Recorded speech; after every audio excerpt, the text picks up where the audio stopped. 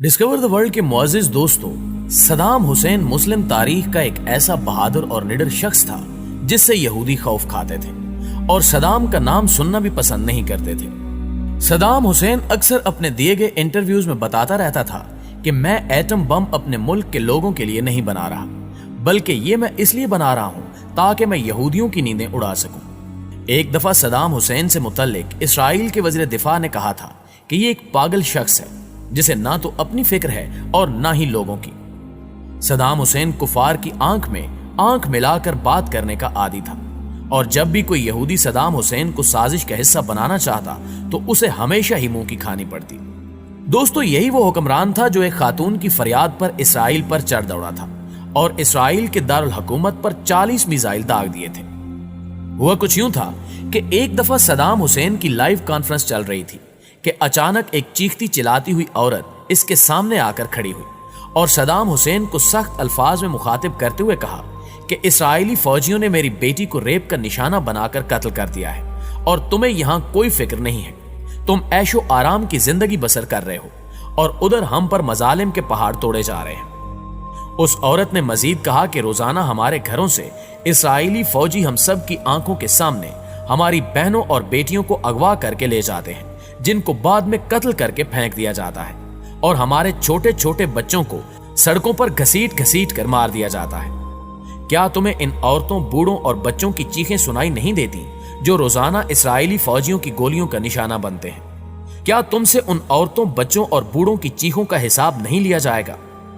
उस औरत की ये बातें सुनकर सदाम हुसैन रोने लगा और कहा कि अब इसराइल का कोई भी शख्स सुबह का सूरज नहीं देख पाएगा और जिस तरह यहूदियों ने हमारी माओ बहनों को रुलाया है, मैं इसी तरह इनकी चीखें निकलवाऊंगा और इनको तहस नहस करके रख दूंगा। लिहाजा इसके फौरन बाद सदाम हुसैन वहां से उठा और फौजी क़यादत की एक मीटिंग बुलाई जिसमें उसने इसराइल पर हमला करने का हुक्म जारी कर दिया और फिर उसके हुक्म के मुताबिक इसराइल के दारुल हुकूमत पर 40 मिसाइल दागे गए जिनसे इसराइल के होश उड़ गए। सदाम इतना ताकतवर और अपनी मर्जी पर चलने वाला शख्स था कि कोई भी मुल्क ये पूछने की जुर्रत भी न कर सका कि इसने ये मिसाइल क्यों मारे हैं। इन 40 मिसाइलों ने इसराइल के दारुल हुकूमत तिल अबीब को मिट्टी में मिला दिया, जबकि बड़ी बड़ी बिल्डिंग्स तबाह बर्बाद हो गई और हजारों यहूदी जहन्नुम वासिल हो गए। सदाम हुसैन ने ये 40 मिसाइल एक एक करके दागे थे। मतलब जब यहूदी इमदादी टीमें अपने मरने वाले यहूदियों को उठा रही होती थी तो ऊपर से एक और मिसाइल गिर पड़ता था जो उनको भी मौत के मुंह में भेज देता था। इसी तरह यह दिन यहूदियों की जिंदगी का आखिरी दिन लग रहा था। लिहाजा तमाम यहूदी चूहों की तरह अपने अपने घरों में छुप गए और मरने वाले यहूदियों की लाशें वैसे ही सड़कों पर पड़ी रहीं जो कुत्तों की गिज़ा बनी। सदाम हुसैन के हमलों से लगता था कि आज कोई एक भी यहूदी बच नहीं पाएगा, लेकिन अल्लाह को कुछ और ही मंजूर था और आखिरकार कुछ यहूदी इन हमलों से बच निकलने में कामयाब हो गए। मगर आज भी यहूदी सदाम हुसैन को हिटलर सानी का नाम देते हैं और सदाम का नाम सुनते ही थर थर कांपने लगते हैं।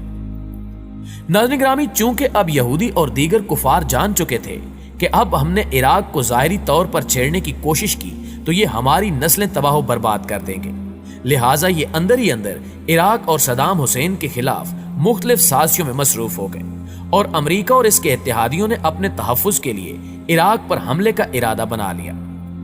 इस मंसूबे को बैनुल अक़वामी सतह पर दुरुस्त साबित करने के लिए एक बड़ा खेल खेला गया और अमरीका, बरतानिया और इनके इत्तेहादियों ने सदर सदाम हुसैन और इराकी हुकूमतों पर बच्चों के अस्पताल पर हमला करने का इल्जाम आयद कर दिया, जिसको साबित करने के लिए आलमी मीडिया के बड़े बड़े इदारों को अरबों डॉलर्स खिलाए गए और दिन रात प्रोपेगेंडे की वीडियोस चलवाई गईं। और फिर जब बैनुल अक़वामी सतह पर अमरीका ये बयानियां फैलाने में कामयाब हो गया कि इराकी हुकूमत जंगी जराइम में मुलव्विस है, तो इस बात को और बच्चों के अस्पताल पर हमले के जवाब बनाकर उसने ऑपरेशन डेजर्ट स्टॉर्म के नाम से इराक पर जंग मुसल्लत कर दी और हमला करने के बाद अपने इस इक़दाम को दुरुस्त साबित करने के लिए अमरीका और इसके इत्तेहादी मुसलसल ये बात दोहराते रहे कि इराक के पास वसी पैमाने पर तबाही फैलाने वाले हथियार हैं और ये दुनिया की सालमियत के लिए बहुत बड़ा खतरा है। इसके अलावा इराक पर जौहरी हथियार बनाने और हासिल करने का इल्जाम भी लगाया गया। फरवरी 2003 में अमेरिका और इसके इत्तेहादियों ने इराक पर दूसरा हमला किया और इराक पर कब्जा कर लिया। لیکن اپنے کسی بھی الزام کو ثابت کرنے میں ناکام رہے۔ البتہ امریکہ اور اس کے اتحادی خطے میں اپنے مفادات کو تحفظ فراہم کرنے میں کامیاب ہو گئے۔ اس قبضے کے بعد 14 دسمبر 2003 میں صدام حسین گرفتار ہوا، جس کے بعد اس پر 148 افراد کے قتل کا الزام لگا کر مقدمہ بنایا گیا اور عراق میں امریکہ کے زیر اثر عدالت میں صدام حسین کے مقدمے کی سماعت کا آغاز ہوا، جہاں صدام حسین نے اس عدالت کو ایک امریکی قبضے کا ہتھیار قرار دیا۔ اس مقدمے کے جج نے جب امریکی سرکار کی مرضی کا فیصلہ دینے سے انکار کیا تو اس جج کو ملزم سے ہمدردی رکھنے کے الزام میں برطرف کر دیا گیا اور ایک نیا جج آ گیا، جس نے مقدمے کے آخری مراحل کی سماعت کی، جبکہ اس تمام تر عدالتی کارروائی کے دوران صدام حسین امریکی تحویل میں رہا اور مقدمے کی سماعت کے دوران صدام حسین کے 3 وکیلوں کو بھی قتل کیا گیا، جس پر صدام حسین نے بھوک ہڑتال کی۔ لیکن اس کے باوجود صدام حسین کو آزاد ٹرائل کا حق نہیں دیا گیا اور عدالت نے امریکہ کی ایما پر صدام حسین کو پھانسی کی سزا سنا دی۔ صدام حسین کو سنائی جانے والی پھانسی کی یہ سزا بین الاقوامی سطح پر تنقید کا نشانہ بنی، لیکن امریکہ بہادر کے سامنے کس کی چلتی ہے، کیونکہ جس کی لاٹھی اس کی بھینس۔ دوستو، امریکی قید کے دوران صدام حسین نے اپنے دن کیسے گزارے، اس حوالے سے اس کی نگرانی پر تعینات ایک امریکی فوجی کا کہنا تھا کہ صدام حسین بہت کم ہی کوئی شکایت کرتا تھا۔ کمرے کے باہر ایک قیاری تھی جسے وہ باقاعدگی سے پانی دیتا تھا۔ انتہائی بے خوف آدمی تھا اور موت کو تو وہ جیسے کوئی خوف زدہ کرنے والی چیز ہی نہیں سمجھتا تھا اور نہ وہ کسی پچھتاوے کا شکار معلوم ہوتا تھا۔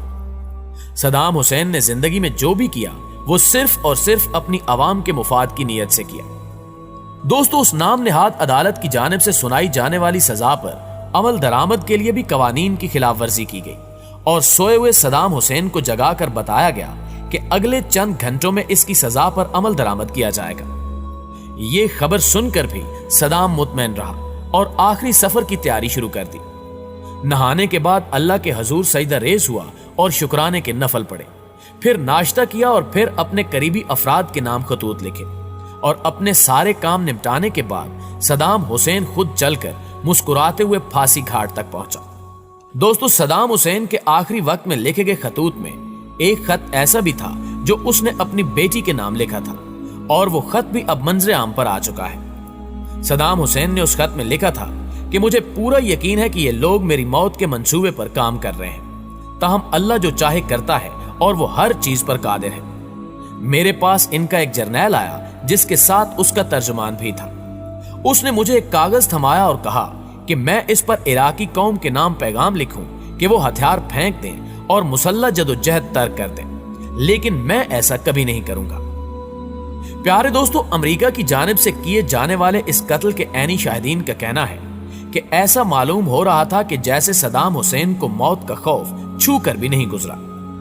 3 نقاب پوش جلادوں نے اس کے گرد گھیرا ڈال لیا اور تب صبح 5:30 بجے کا وقت تھا۔ بغداد شہر میں آذان گونج رہی تھی اور اندر تختہ دار پر صدام حسین امریکہ کے خلاف اذان حق اور نعرہ تکبیر بلند کر رہا تھا۔ اتنے میں کوئی تختہ دار کا لیور کھینچ دیتا ہے اور پھر قضا کی آنکھوں میں آنکھیں ڈالنے والا صدام حسین اپنی اگلی منزل کی جانب چڑھ پڑتا ہے۔ دوستو، صدام حسین تو امریکہ کے ہاتھوں مارا گیا، لیکن اس کے بعد عراقی عوام کی بدبختی کا دور شروع ہوا اور آج بھی عراق پر کسی نہ کسی صورت امریکہ کا قبضہ ہے اور وہ عراق کی سرزمین اور لوگوں کو استعمال کر کے دوسرے اسلامی ممالک کے خلاف کاروائیاں کر رہا ہے۔